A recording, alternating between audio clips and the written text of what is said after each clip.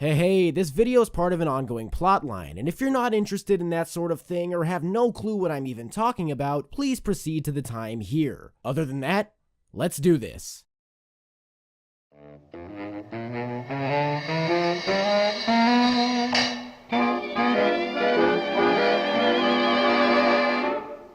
Children, have you ever met the bogeyman before? No, of course you haven't, for you're much too good, I'm sure. Don't you be afraid of him if he should visit you. He's a great big coward, so I'll tell you what to do. Hush, hush. Hey man, I finally made some progress on decoding this code name. See what I did there? Dude, what are you doing? It's Halloween. I thought you would have been playing some scary horror game or something. I'm lost. It's been a few weeks and I still haven't gotten a call from this douchebag. Nothing. Look, as inconvenient as this is, you're letting it disrupt your work. Do you even have a video ready? Actually, I was about to get to that. But there's something wrong here. What do you mean? I keep seeing things. Out of the corner of my eye, I mean. One moment, it'll be there, and then I'll look, and then it's gone. I constantly feel like I'm being watched. What's really weird is I'm starting to forget things. From when we were kids. It's all just going blank. Huh. But poetically enough, the few things I do remember are the games I've played. It's ridiculous. I'm glad I have you here, man. It seems like ever since we collectively put our heads together, we've slowly made progress. But still, it's progress nonetheless. There's a bright side to everything, Cal. You just gotta find it. Yeah. So I guess you're not dressing up this year. Well, since my costume almost suffocated me last year, I thought I'd pass. Except for this chicken hat, though. It kicks ass. Anyways, since you're about to take care of business, I'll get back to you on what I found later. Later, man. Hush, hush, hush. Here comes the bogeyman. Don't let him come too close to you. He'll catch you if he can.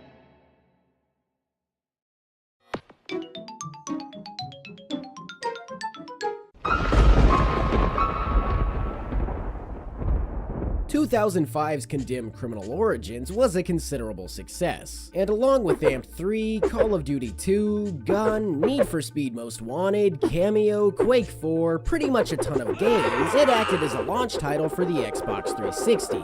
The game did a good job at telling what seemed to be on the surface the story of a simple crime thriller, but before long revealed that things went much, much deeper. So, what better way to expand upon what was already set in place than by means of a sequel, in the form of Condemned 2: Bloodshot. Releasing in early 2008, this game is available on both the Xbox 360 and the PS3. Though, to this day, no PC port exists. I guess when it comes to sequels in this series, Monolith doesn't believe in the master race. I went with the PS3 version simply for reassurance that Dragon Tales Dragon Seek isn't the only game I've looked at on the system. And published by Sega, that's still a scary thing in and of itself. Now, a bit of an apology from me, because a few parts of gameplay were recorded with OBS, seeing as Elgato can kind of suck sometimes and really likes to corrupt my files. Thing is though, a few levels into the OBS recordings, I noticed that it added this really weird janky stuttering thing, like gameplay was never smooth. It's done that to a few of my past videos and really pisses me off. So yeah, a few parts of this video, when I'm showing the gameplay and stuff, it'll be weird. It's OBS, I apologize. The rest of the gameplay was recorded with Elgato, and guess what? It didn't corrupt my stuff for once. It's a Halloween miracle. But yeah, sorry about that. Starting off on a high note, the first thing you see after starting up the game is a CG cutscene depicting Malcolm Van Horn, the old guy from the last game, on the run from an unseen pursuer until he's finally cornered. By the way, kids, that's the cover for the game right there. Now this actually leads to the main menu for the game, but to avoid all that boring crap, we're just gonna continue on with the intro cutscene where we find that the SCU is currently looking for Ethan Thomas following his resignation from the Bureau. Because yeah, who can blame him for no longer wanting to be associated with an organization that blindly accused him of murder, am I right? We then see that Ethan isn't doing very well at all, as he's been reduced to nothing more than an alcoholic bum who attacks people when they do kissing noises at him. Yeah, I'll be honest, I can't blame him at all for that one. But that's the basic gist of the story. Ethan's a washed-up detective who's called back into the agency to help solve with the new murders taking place around the city. The biggest improvement here is the gameplay, because while the first game played well, things couldn't help but feel a little bit stiff and sluggish. Combat took a while to get used to, and even when you thought you'd gotten the hang of it, you'd be proven wrong. But in Condemned 2, this issue is largely rectified, as things work in a considerably different manner. For starters, each of the shoulder buttons controls one of Ethan's fists, meaning that you can do different combos and set up different types of attacks, like hitting someone with a right jab and following it up with a left hook, or if you have a melee weapon, a jab and then a swipe. The combat is easily more enjoyable, as not only do you have more options to choose from, but you're rewarded for parrying enemies' attacks by means of damage combos, meaning the longer you go without screwing up, the more damage you do. The only problem is, since each of Ethan's hands are controlled by separate shoulder buttons, blocking means you have to remember to hold them both down at the same time, something that'll trip you up if you're more familiar with the one-button system present in the first game. There's also a ton more weapons at Ethan's disposal this time around. No longer being limited to just the likes of conduits, pipes, and axes, you can now pick up crutches, bricks, and even medieval weapons. Fighting was already an enjoyable factor of the first Condemned, and the second one definitely expands upon it, introducing even more variety to the mix. You can also lob weapons at enemies, meaning that Ethan Thomas is now a 10 out of 10 freak-killing machine. There is a bit of a drawback that comes with all of these new additions though, as weapons now begin to break after use, meaning that sweet pipe won't be around forever. This introduces strategy into the mix, as you're constantly keeping an eye out for other objects to replace your soon-to-be busted one. Things can get pretty hectic, and the last thing you want is to be stuck using your fists when you fight a strong enemy, so keeping your eye out for new weapons is a definite must. A surprising change in the way things work comes from the fact that gunplay has a huge role here. As is with the melee weapons, there's tons more firearms, like automatic rifles and even crossbows. Interestingly enough, in the same way Condemned Criminal Origins was developed alongside Fear, Condemned 2 was developed alongside Fear 2, which is seen nowhere better than in the way the game handles shooting. Iron sights are introduced and the aiming controls pretty well, though being limited just to consoles, the full potential of the game's FPS ability will probably never be available. It doesn't come without a hitch though, since Ethan's now a stumbling drunk and has shaky hands. The only real way to fix this is by having Ethan take a quick swig of alcohol, which allows him better aim for a short amount of time. It makes for an interesting twist in gameplay, and what's cool is that the bottles also double as weapons, meaning that you can take a swig, then toss a bottle. Woo! Something that caught my attention early on was the lack of Ethan's taser, being that it was a mainstay throughout the entirety of the first game, but here it's reduced to nothing more than an unlockable side weapon with limited uses. In fact, there's lots of stuff to be unlocked, like an increased punching attack under the guise of brass knuckles, and even the ability to be able to holster different tiers of firearms. But I hear you ask, how do you unlock all of this new stuff?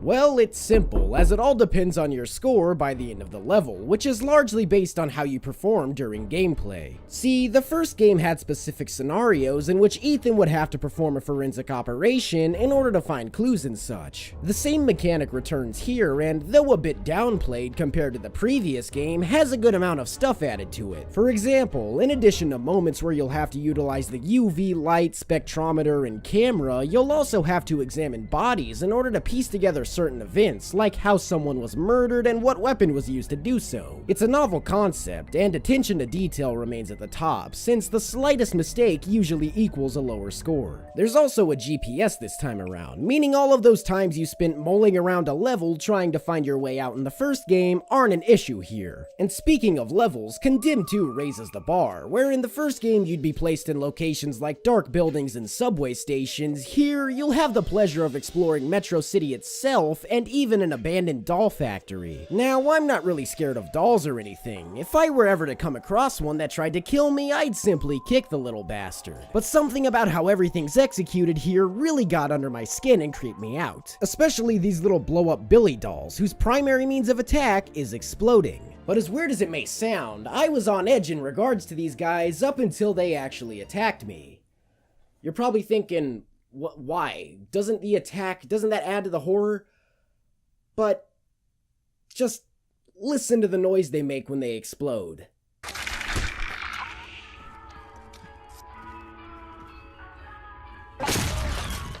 That's the noise Han Solo's blaster makes when it's fired, and if there's one thing I know, it's that Star Wars does the exact opposite of scaring me.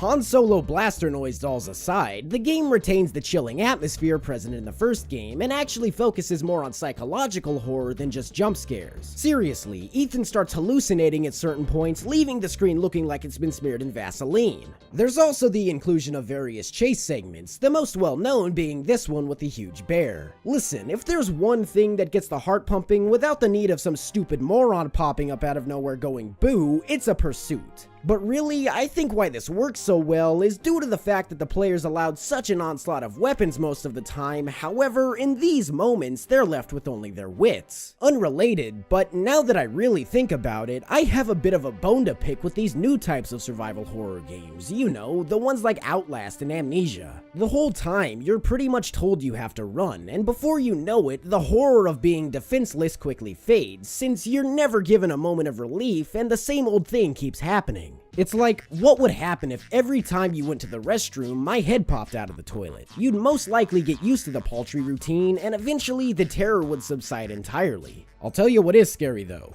The frame rate. Yeah, this was released early in the PS3's lifespan, meaning that it's one of the numerous multiplats that was unfortunately botched for the system. I'd imagine the 360's port performs better, but I haven't had the opportunity of playing it in quite some time. And no, this isn't because of my using OBS. The game really does suffer from a few hiccups in the frame rate department, and as such, gameplay can be a bit jarring at times. This does absolutely nothing to help with the combat, as on account of the choppy performance, inputs are dropped, making things way harder than they need to be. One thing I can say though in regards to the graphics is that they're actually not too bad. For being released in 2008, there's a handful of times when this game looks up to par with an indie PS4 title, despite some of the weird textures like this scope. I have absolutely, positively no idea how this will help Ethan's aim at all. And speaking of appearances, just what in the hell is up with the way everyone looks here? I mean, I'm pretty sure Ethan was Asian in the first game. Either that, or Monolith themselves had no clue what their main character even looks like. In fact, everyone looks different here. Rosa no longer looks like a gross haggard woman.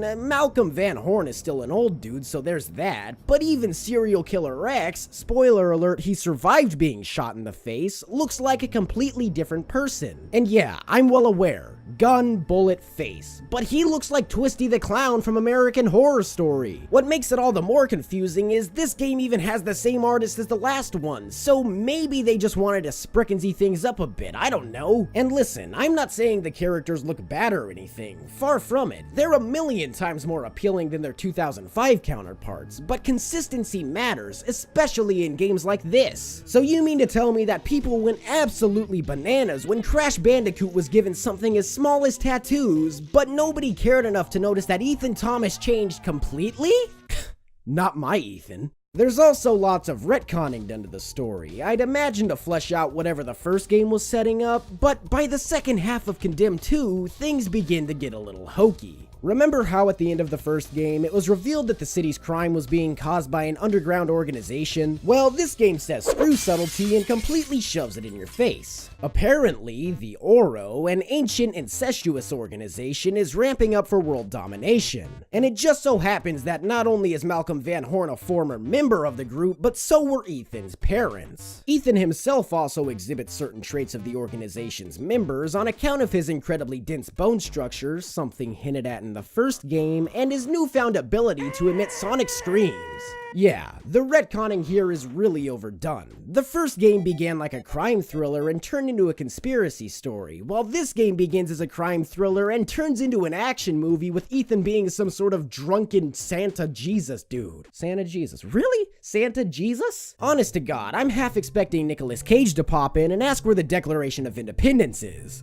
It would also turn out that Farrell, the director of the SCU, is an Oro member himself, though his motives remain a mystery as he claims to be trying to protect Ethan, but his actions prove otherwise. Screw mystery though, because who needs it? Dorland, the SCU's tactical commander, is also a part of the Oro, but is unbelievably antagonistic from the get-go. Uh-oh, Farrell wants to save Ethan, but Dorland doesn't. I wonder what's gonna— Oh no!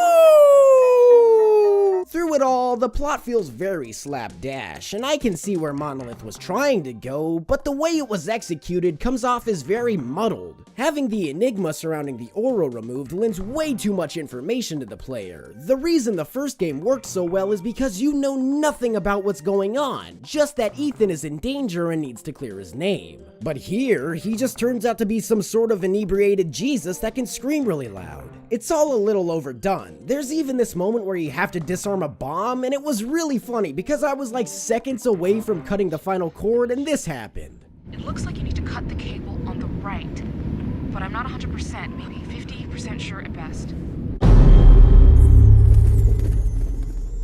Something I did enjoy though is the constant struggle between Ethan and this figure known as the Alcohol Demon. Much like how Silent Hill 2's Pyramid Head represents James's guilt, the Alcohol Demon represents Ethan's flaws, mostly in his alcoholic state. There's this incredibly short but pretty interesting part where Ethan bludgeons the demon, which illustrates his longing to cure his alcoholism, and overall, the character was an interesting addition to the story, though he got very little screen time. But back to Ethan being Jesus though, as the game ends with Ethan and Dorland duking it out, which results in Ethan learning there's even bigger things at work and Dorland falling to his death.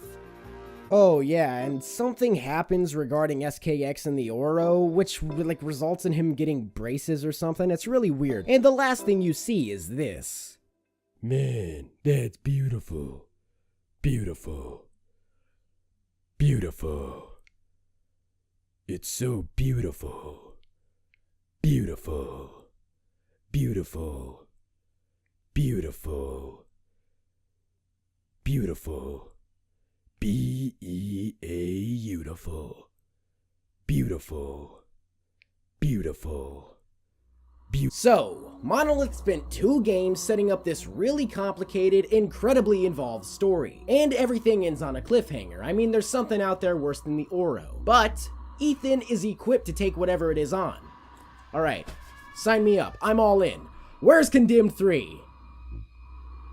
It's a question I keep asking myself all the time because you know what? Magic trick. Condemned 3 doesn't exist. And I'm pretty convinced that Monolith is a little too preoccupied counting all the cash they made following the Middle-earth games. You know, what was it that I said about stories being put on hold to never be finished? You know, because the creator's not around to tell— Oh yeah, it sucks when that happens, especially when there's so much more that can be done. Sadly, Condemned 2 underperformed in the sales department despite attaining positive critical reception, though the former CEO of Monolith still owns the rights to the series and has expressed his interest in a smaller, maybe indie company coming in and taking things over. Will that happen though? I don't know. In fact, I'm not sure of anything anymore. Wait a minute. The Silver Shamrock commercials. They're still running!